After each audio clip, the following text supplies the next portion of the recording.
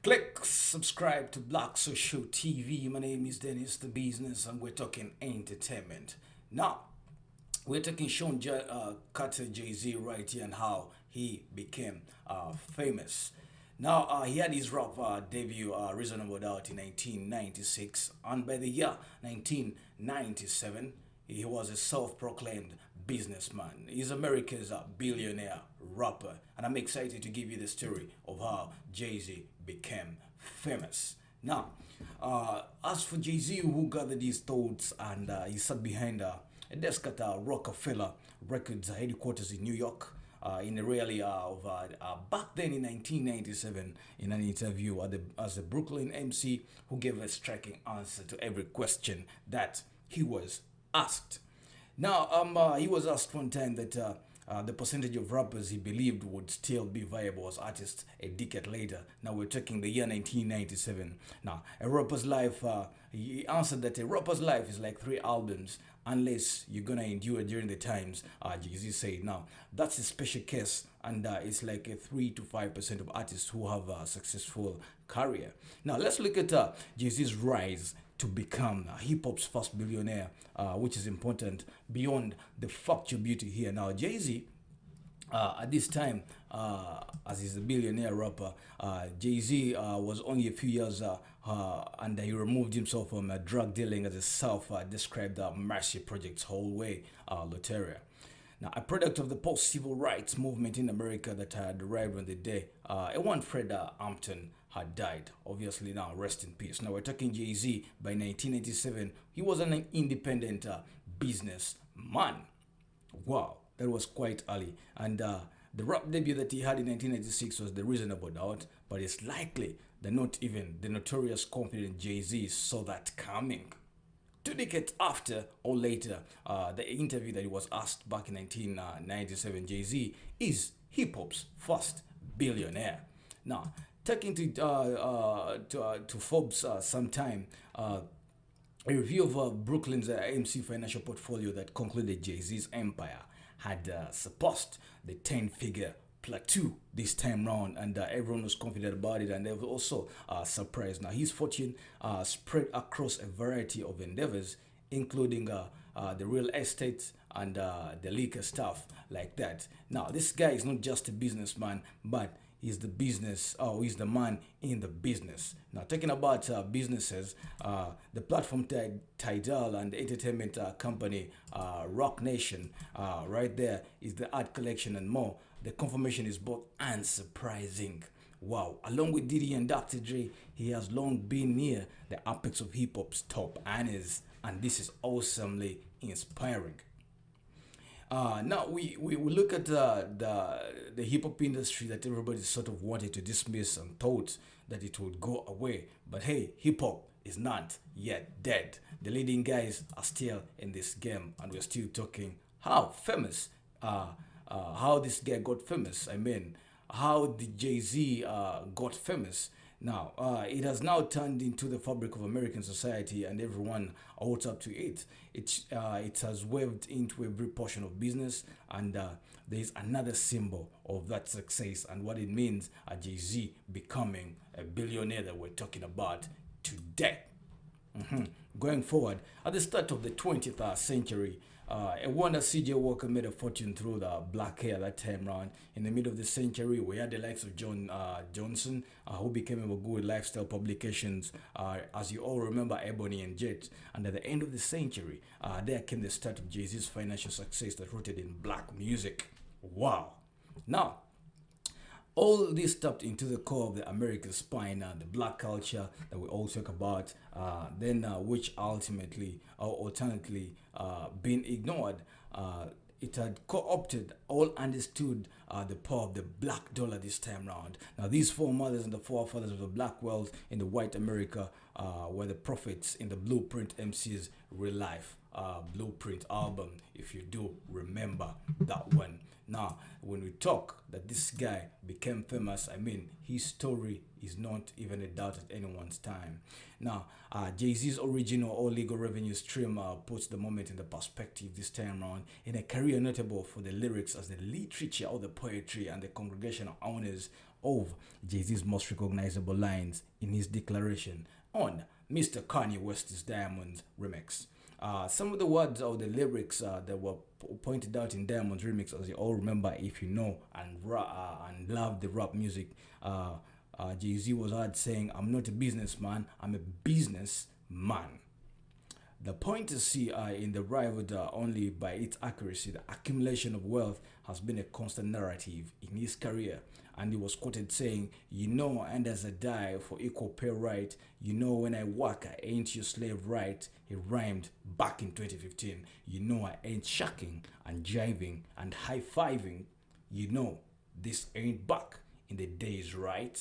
He asked a question, and all of you had to answer that one back in the Diamonds remix. That is 2015. Now, on 2017, the 444 referenced the history of the black wealth and abandoned the story of OJ and concluded with a poignant legacy with Dr. Blue Ivy's innocent inquiry. And it was quoted saying that, "Daddy, what's a will?" Sean Carter, the paintage, launches into his explanation while sampling Donny Hathaway's "Somebody Will Have to Be Free." Take those monies and spread cross families, my sisters, Hattie and Low, the nephews and cousins, TTs and Eric, the rest to be for whatever she wants to do. She might start an institute, she might put poor kids through school. Those are some of the lines through his songs. Now, Jay-Z then turned to his oldest daughter's future, and he was noted saying, rapping in the song, "My stake in Rock Nation, my stake in Rock Nation turn to should go to you. Leave a piece for your sibling to give to their children too." So this time round, when Jay-Z sings about certain things right here, and they are real. These things that he sang about back in studio, it could have been emotional, but was really telling a true story. Ladies and gentlemen, we are still talking Sean Jay-Z Carter, how he became famous. Now, success has led to both praise and criticism for Jay-Z, as well as a detailed examination of his practice of both capitalism and philanthropy. Now, Jay-Z's financial rise occurred as the income gap between the thoroughly rich and all those other classes that have steadily increased over the past 30 years, or call it the 3 decades. Now, the word billionaire is increasingly viewed as a piece of derogatory lexicon in some circles, even by actual billionaires. But Jay-Z's black path to entrepreneur and billionaire status distinguishes it from most of his fellow moguls and emphasizes his kinship with his predecessors like Walker and Jensen. Now, we noticed that Jay-Z this time round, during his verses in certain punchlines in the raps right there in the rap game, Jay-Z respects his first guys in the rap game and the guys who have really inspired him, and he doesn't let them out in his lyrics. Now, this time round, we are talking the likes of Johnson and Walker right there. Now, we look at how he never entered the business to stay a starving artist. Yeah, Jay-Z, he will never apologize for how he amassed his fortune as a rapper and a businessman. He never entered the business to stay. Yeah, right. Now, he was quoted saying, "I ain't got a billion streams, got $1 billion." He said on Make Mills, "What's free?" Now, you can also go and search for that. Some of those songs, and you hear himself out. Some of the time we enjoy the beats, but we do forget that some of these things are sung by the least lyricists, and they put them out in the future, and these things will do happen. So some of these rappers are foretellers. Now, the 10-figure threshold is a topic of a discussion this time round as we talk Jay-Z as how he became famous, and not just a businessman but a businessman. Going forward with the story, we can also see that the legacy has been displayed on a variety of fronts, playing a considerable chunk of Make Mills' legal fees and Lil Wayne's back taxes, securing legal representation for 21 Savage deportation proceedings. I mean, this guy is a diehard for his boys.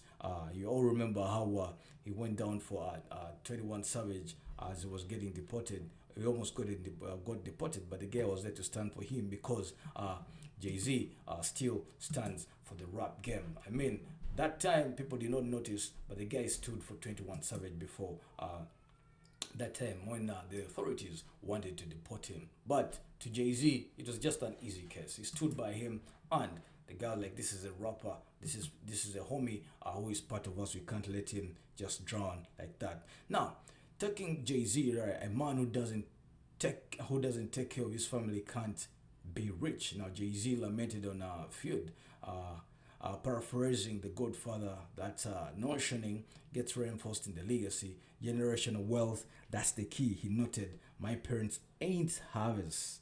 So that shift started with me, given where he started. Reaching $1 billion is an objectively resounding accomplishment and testament to his business acumen.